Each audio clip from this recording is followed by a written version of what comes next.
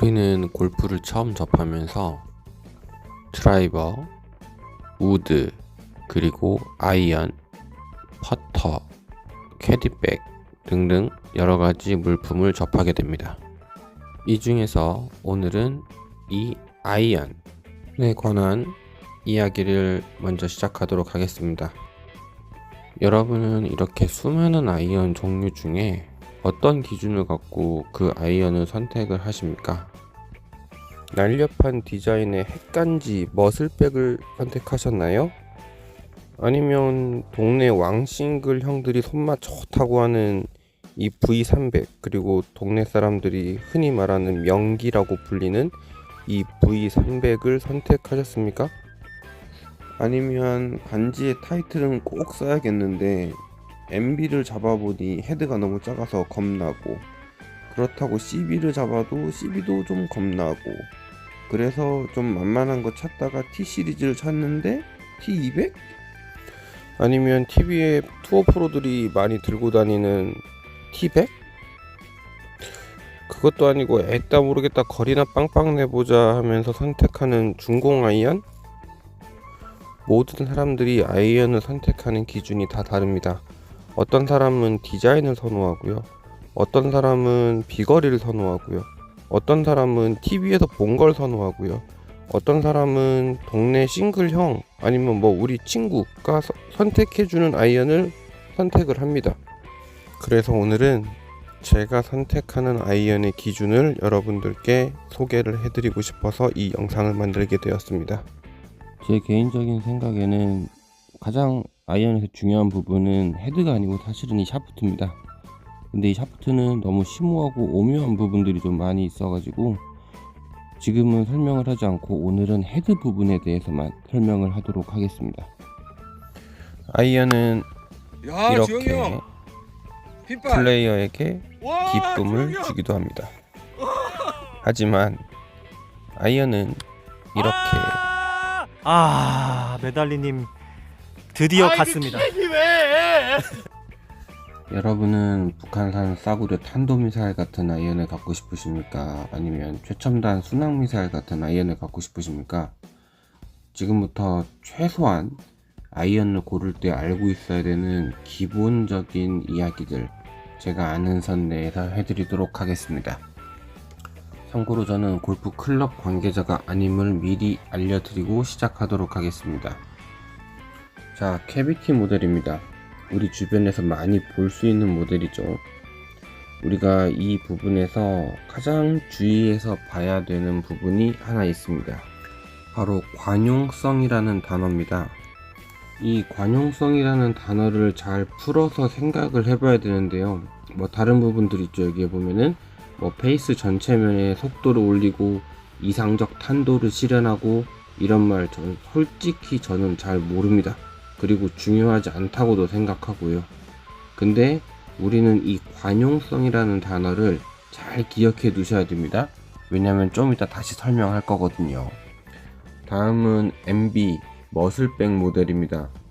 최고의 샷 컨트롤이라는 단어를 잘 기억해 두시기 바랍니다. MB에 관해 가지고 광고들을 좀 많이 찾아봤는데요. 그냥 다 똑같습니다. 캐비티처럼 막 구구절절 내용들이 별로 없습니다. 그냥 다 똑같습니다. 최고의 샷 컨트롤이라는 단어가 반복됩니다. 자, 계속 제가 타이틀 리스트 모델만 보여드리다 보니까 이번엔 다른 회사 모델입니다. 이 역시 캐비티백 모델입니다. 이 부분에서 우리가 키워드를 찾아야 되는데요. 키워드는 바로 관용성입니다. 그리고 그 다음에 이제 나오는 게 어떤 뭐 비거리 플러스란 단어도 잘 봐두시고요. 그 다음에는 관용성이라는 단어는 없고 그 동의어 정확한 방향성과 스트레이트성 구지라고 써 있습니다. 그러면 이 관용성이라는 게 무엇인가, 이게 중요해집니다. 간단히 말해서 이게 설명이 길어지면 물리학 시간이 됩니다. 그래서 최대한 간단하게 말을 하면은 대충 맞아도 적당히 잘 나가고 좌우 우라 많이 없고 거리 편차가 크지 않은 채를 보고 관용성이 좋은 채라고 합니다. 자동차로 비유하면은 고급 세단과 이런 스포츠카라고 생각하시면 됩니다. 우리가 골프를 치다 보면 이런 좋은 페어웨이에서만 공을 치지 않고요. 지금 이런 상황에서는 아주 낮게 나무 밑으로 공을 쳐서 좌회전을 치는, 즉 개훅 샷을 쳐야 되는 상황이고요.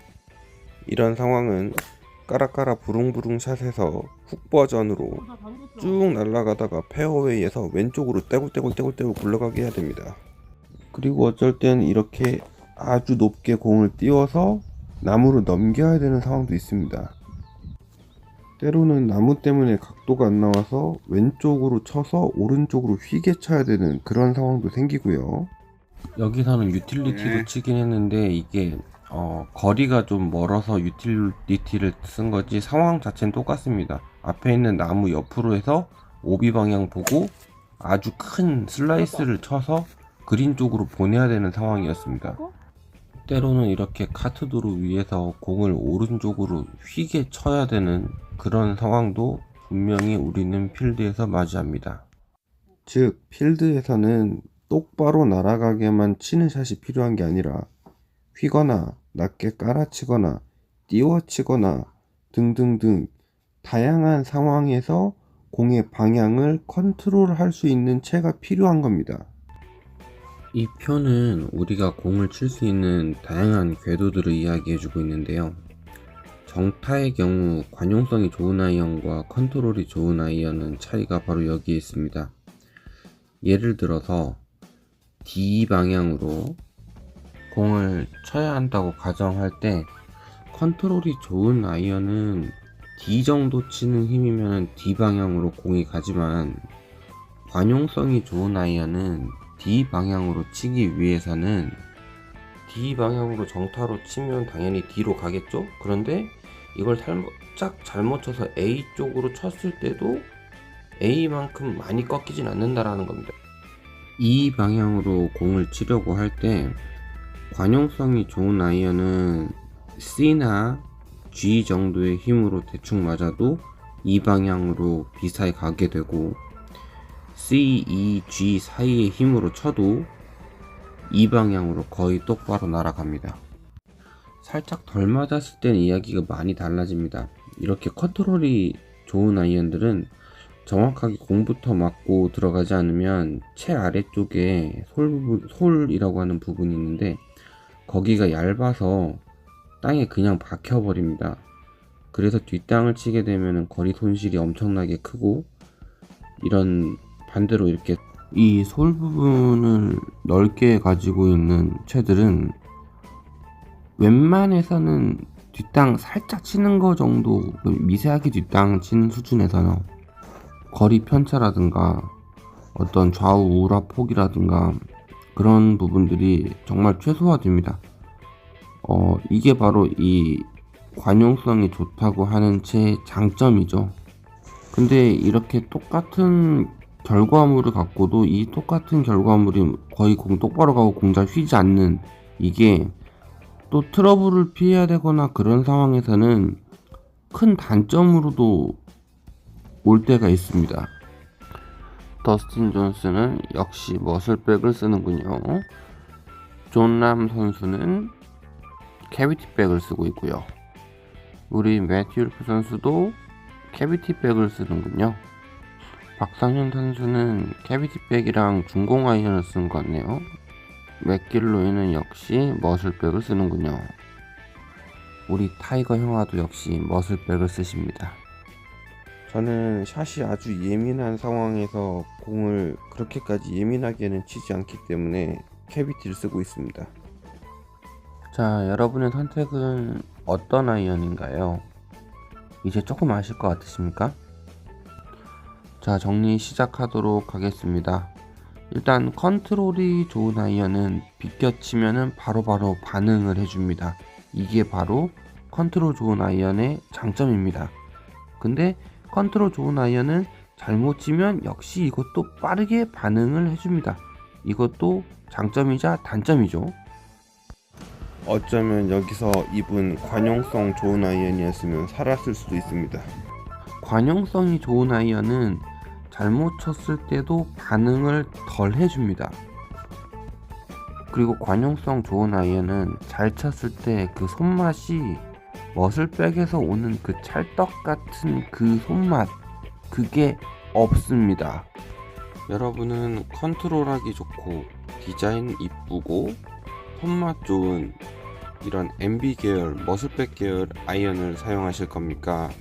아니면 조금 적당히 멍청한, 약간 타감은 좋지 않지만, 뭐 그렇다고 아주 타감이 나쁘진 않지만 관용성이 좋고 대충 맞아도 아무데로나 막 도망도 안 가는 그런 캐비티 계열의 아이언을 사용하실 건지, 이거는 절대로 무엇이 좋다라고 이야기할 수가 없습니다. 그냥 개개인이 상황에 맞춰서 쓰는 게 바로 이 아이언 선택이라는 겁니다. 자, 오늘은 여기까지 하도록 하겠습니다. 모두 시청해주셔서 감사하고요. 구독과 좋아요 부탁드리도록 하겠습니다. 안녕히 계세요.